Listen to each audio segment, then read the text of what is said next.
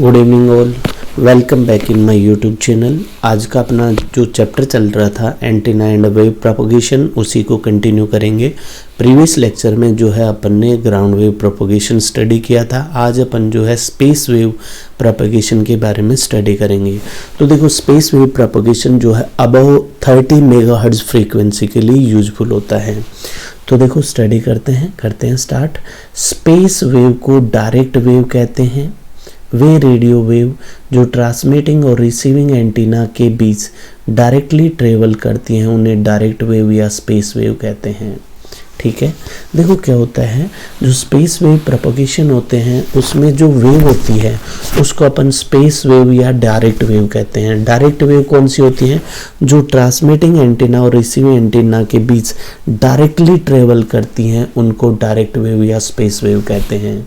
ठीक है, इस प्रोपगेशन के लिए दोनों एंटीना एक दूसरे को दिखाई देना चाहिए। ठीक है, वहां दोनों के बीच में एक लाइन ऑफ साइट पाथ बनता है। देखो, स्पेस वेव प्रोपगेशन में ट्रांसमिटिंग और रिसीविंग एंटीना जो है दोनों एक दूसरे को दिखाई देना चाहिए, क्योंकि दोनों एक दूसरे को दिखाई देंगे तभी दोनों के बीच में LOS बनेगी, लाइन ऑफ साइट पाथ बनेगा, तभी डायरेक्ट वेव ट्रेवल करेगी ट्रांसमिटिंग एंटीना से रिसीविंग एंटीना के बीच में।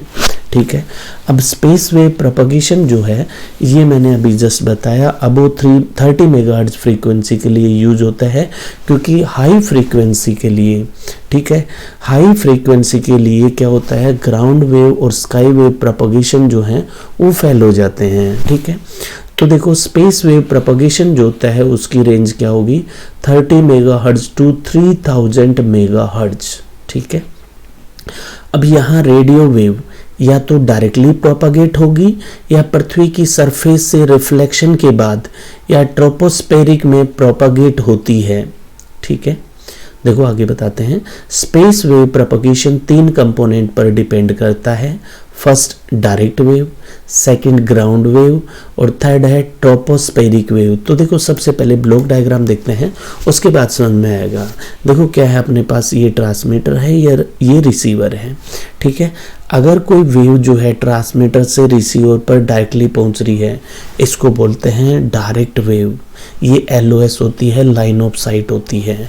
ठीक है, यदि कोई वेव जो है ट्रांसमिटिंग एंटीना से ट्रांसमिट होकर पृथ्वी से रिफ्लेक्ट होकर रिसीवर पर पहुंचती है, ठीक है, पृथ्वी से रिफ्लेक्ट होकर पहुंचती है। ठीक है, तो देखो मैंने जस्ट अभी बताया, उसको बोलते हैं ग्राउंड वेव।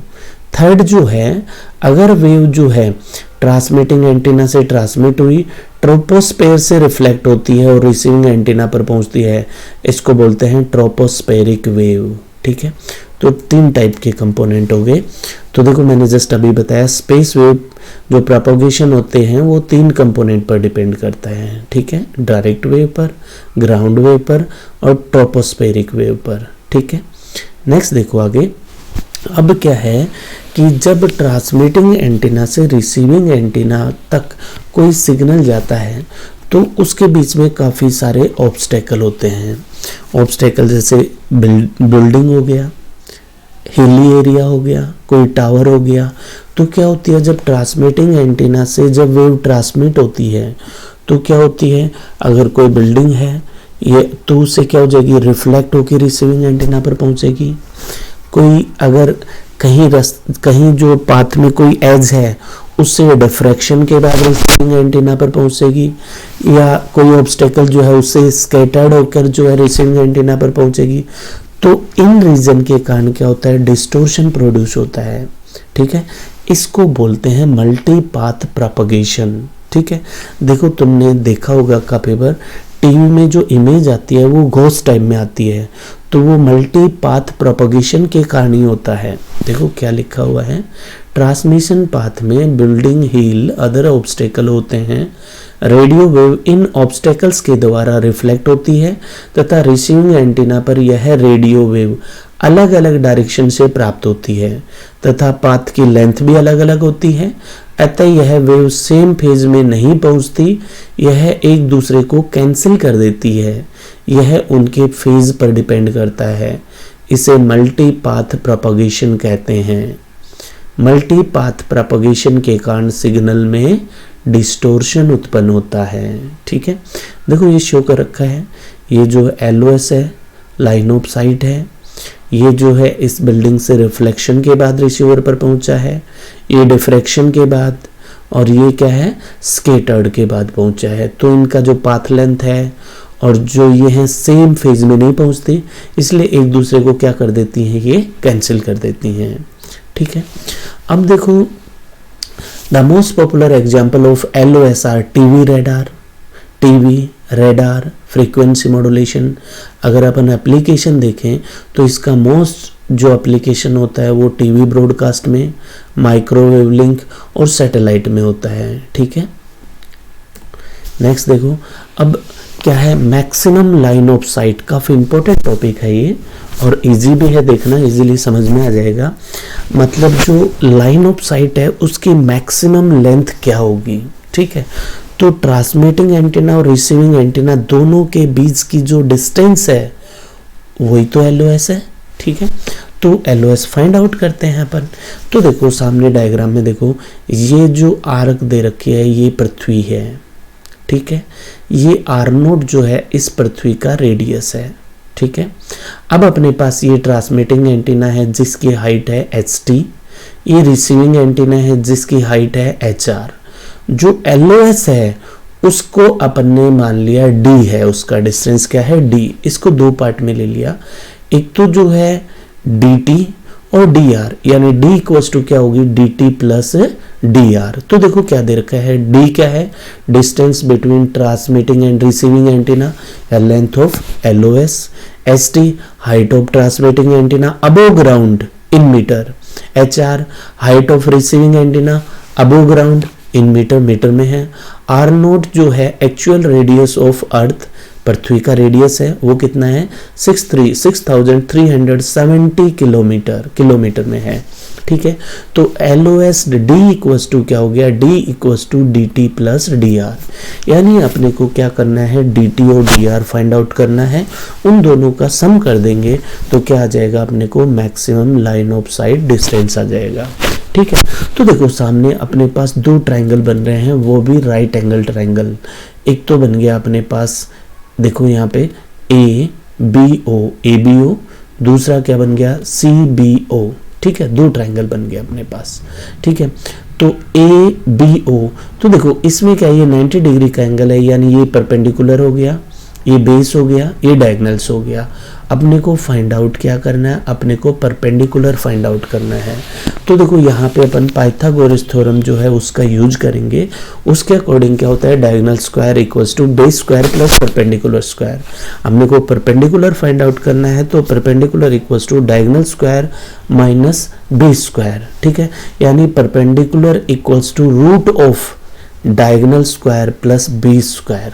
तो देखो डायगोनल्स क्या है, इसमें डायगोनल्स है R0 प्लस ST, बेस क्या है R0। तो अपने पास क्या आ गया, अपने पास आ गया perpendicular DT equals to root of ST plus R0 का whole square minus R0 square. ठीक है, क्योंकि अपने को पता है कि पृथ्वी का जो रेडियस है वो एंटीना की हाइट से मच ग्रेटर देन होता है। तो अपन क्या करते हैं पृथ्वी की अर्थ के रेस्पेक्ट में एंटीना की हाइट को नेगलेक्ट मान लेंगे।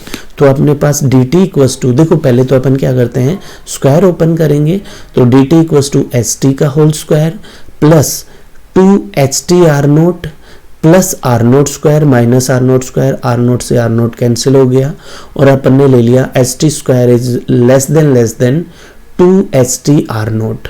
ठीक है, तो देखो इसको तो नेगलेक्ट कर दिया, ये इससे कैंसिल हो गए, यानी अपने पास क्या आ गया DT equals to root of 2HT R0। ठीक है, सिमिलरली अपन क्या करते हैं CBO ट्रायंगल से फाइंड आउट करेंगे। CBO से चेंज केवल क्या करना है DT को DR से रिप्लेस कर दो, बाकी सारा सेम है, HT को HR से रिप्लेस कर दो। तो क्या आ गया DR equals to root 2HT root of 2HT into R0। ठीक है, क्योंकि अपने पास जो maximum line of sight distance है वो क्या है D equals to DT plus DR।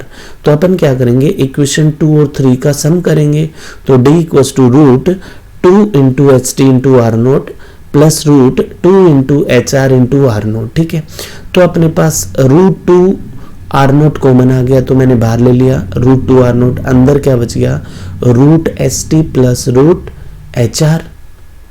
ठीक है, अब अपन ने आर नोट का वैल्यू पुट किया, आर नोट का वैल्यू पुट करेंगे तो फाइनली अपने पास आ जाएगा D equals to 3.57 bracket start किया root S T plus root H R. ये क्या आ गया, अपनी maximum line of sight distance आ गया। ठीक है, तो इस टाइप से अपन LOS फाइंड आउट कर सकते हैं। अगर आपको जो है स्पेस वेव प्रोपगेशन में कोई भी डाउट है तो आप मेरे को कमेंट बॉक्स में पूछ सकते हैं। Thank you for watching this video. अगर आपको ये वीडियो अच्छा लगे तो लाइक, कमेंट और शेयर ज़रूर करना तथा चैनल को भी सब्सक्राइब करना।